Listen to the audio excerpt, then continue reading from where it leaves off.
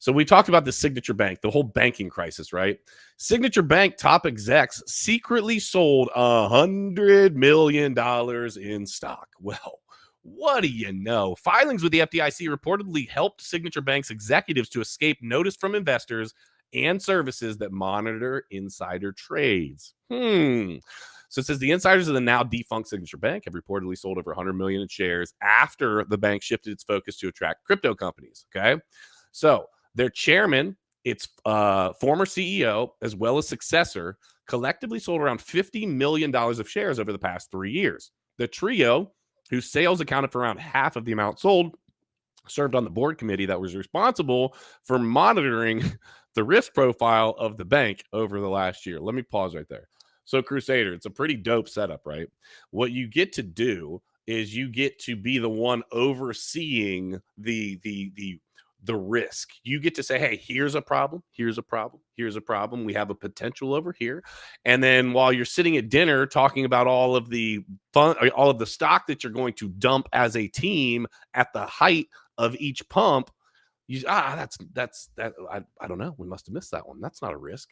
Ultimately, what they're saying is they were able to effectively be the people in charge and dump on the market at the same exact time and dump $100 million. When you look farther into it, they were able to successfully dump at some really key opportune moments, times, right? Opportune times. Yeah, like always, dude. Like right when Silicon Valley went down, what were the executives doing? They were giving away promotions to them, so they're taking bonuses at that the time. Day before. Yep. Right? Yeah, and 2 weeks prior to it going, they were selling stock options, I believe, as well.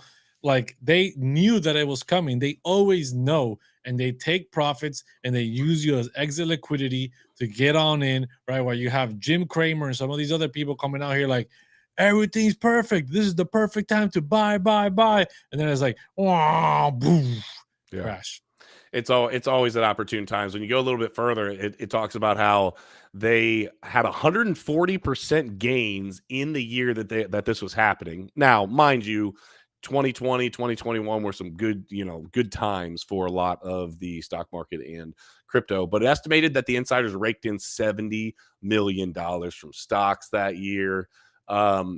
They were the ones, Crusader, I don't know if you remember this, but they were the ones that were already being investigated when the fall, like prior to that happening.